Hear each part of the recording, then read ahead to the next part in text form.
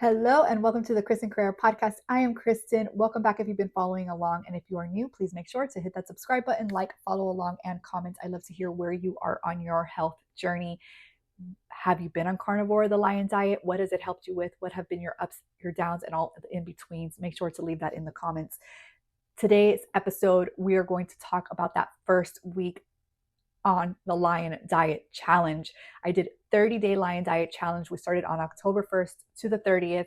I did day 1, day 2, day 3 with you guys, and you can check out those episodes in my podcast. But today we're just going to go ahead and summarize week 1 and how I felt. So day 1 started off with feeling tired, and I had a tension headache and a stuffy nose. So I think that the headache was really coming from my sinus pressure more than me not having coffee. I know a couple people in the group were weaning off coffee and definitely had headaches throughout the first 2 to 3 weeks because of coffee. I really only had that really bad headache that first day. Around 10:30 in the morning, I had 3 burgers. It felt weird to eat burgers first thing in the morning because I am a breakfast person when I eat. But I did have a 75-25 with salt and I drank lots of water. My headache and congestion worsened and I fell asleep on the sofa around 1 p.m. to 2:30. And at 3, I had some beef broth with beef fat, but my migraine intensified by 6 p.m. and I had to take 3 ibuprofens. When I get migraines that bad, I've had migraines since I was little, I know that there's nothing I can do but take ibuprofen, and it's the only thing that really helps. For dinner, I ate half a leftover burger, but my appetite was low due to my headache and my nausea, so that's all I ended up eating for the rest of the day.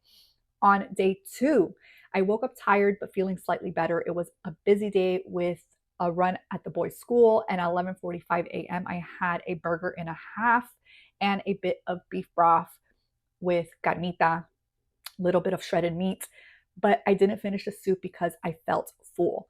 Thankfully, I had no headaches, but I was still feeling a bit tired and I took a short nap around the afternoon. That fatigue was really hitting me, especially that first week. Thankfully, I had no headaches, but I still felt tired, like I said. And then for dinner at 6:30 p.m., I had 2.5 pieces of churrasco that I cooked in tallow. Churrasco is skirt steak. Day 3, I woke up multiple times during the night and I finally got up around 9 a.m. I felt more energetic, made breakfast for the kids, and tackled some household chores. Around midday, I had churrasco, vaca frita in tallow, and beef broth, and I felt full but not completely satisfied. You will hear that a lot from me as we go and keep on discussing weeks 2, 3, and 4. And then for dinner, I had churrasco and the half burger that I had left over with molleja. Molleja is an organ meat, and it's the only one that I like. I make it in the air fryer and I make it crispy, and it is absolutely delicious. On day 4, I felt anxious, and I woke up around 3:30 in the morning feeling hot, and I struggled to fall back asleep. Now, for me, I've never had that issue. I've never had an issue where I wake up in the middle of the night and I can't fall back asleep. My issue is that I toss and turn, I feel myself get up a little bit, and I fall back asleep. So when you look at my sleep schedule for my watch, you will see those red lines of me waking up, but it's usually 1 to 2 minutes max. This night, I remember I could not fall back asleep, and it took me probably past 4 in the morning to finally fall asleep. I had multiple bathroom visits in the morning, resulting in watery stool, so I focused on staying hydrated. At 11:30, I had beef broth with carne molleja. That was my quote unquote breakfast. And by the evening, I felt extremely hungry, but was reluctant to eat just meat.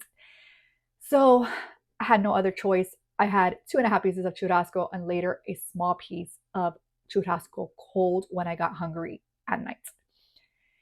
Day 5, we're finally reaching 5 days in. I was wanting to quit probably over 50 times at this point, but I woke up anxious, had several bathroom visits again, and at 10:30 in the morning, I had churrasco, 3 small burgers, leaving half because I was full, and I felt hungry but unsure of what to eat.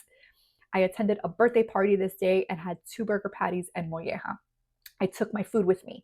So if you are going and you're doing some type of challenge like this, or maybe you're just pure carnivore, strict carnivore, don't be shy about asking what they're going to have at a birthday party or at a get together. And if there's nothing there that you can eat, then bring your own food. Okay. That is very, very important to sticking to your nutrition. Later that night, around 10:45 at night, I got hungry. So I had a burger and I had more molleja. On day 6, I woke up early to pee and felt tired due to the kids being loud.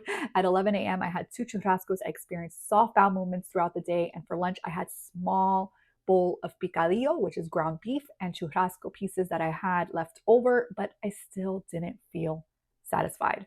At 6:30 p.m., I had rabo encendido, which is oxtail soup. I experienced more watery bowel movements and a slight stomach discomfort. The struggle was real. On day 7, finally, the first week of the Lion Diet Challenge, I woke up tired after a late night, but managed to get my workout in. And at 11:30 a.m., I had rabo encendido again. Afterwards, I had to run to the bathroom right after. I don't know if it was just too fatty for me, but it was just no bueno. I experienced anxiety and stomach pain while driving, but I felt relief after lying down at home. And I remember this day because it was like a full blown anxiety panic attack. And I normally don't, or I haven't had that kind of panic attack since before starting carnivore. So it was very strange for me, but I just felt so completely off that once I got home with the boys, I was just like, I need to make it home. I need to make it home. I just had to go lay down in bed. And I finally started to feel a little bit of relief after a while. For dinner around 7 p.m., I had a large steak. And later at 11 p.m., I had a little bit more steak because I was hungry. And so I listened to my body. When I was hungry, I ate. When I wasn't hungry, I stopped. But I definitely just did not feel completely satisfied.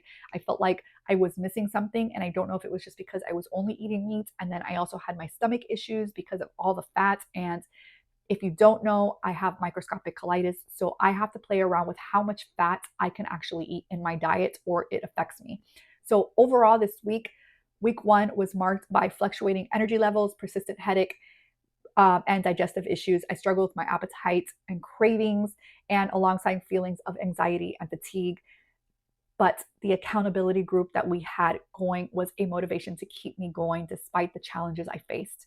So, whenever you are doing some type of challenge like this and you know that it's going to be hard and it's going to be mentally hard, I promise you that it will. I am telling you now, I am warning you now. Find yourself an accountability partner that will help push you to do better, that will help push you to keep going.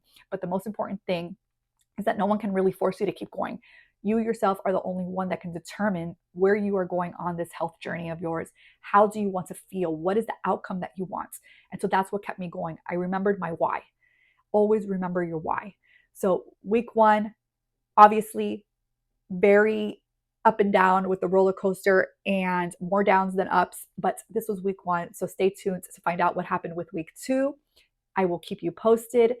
I would love to hear your journey if you've done it before on how you felt on week 1. And this is exactly why I write everything down, because I like to go back and look back to see how did I feel, to see if I see anything that might have been triggering me. So for me, it looks like those 75-25 burgers, I didn't really realize, but those were starting to affect me. I noticed on later on. And the rabo encendido obviously is a very fatty meat and you're cooking it, and I was eating it in the soup. So on top of having the actual natural fat in the meat, I had it in the soup as well. And so it was probably just a little bit way too much fat for my stomach. But overall, I got through it. Check week 1 done in the books. And I will see you again for a follow up on what happened with week 2, 3, and 4. Have a great day.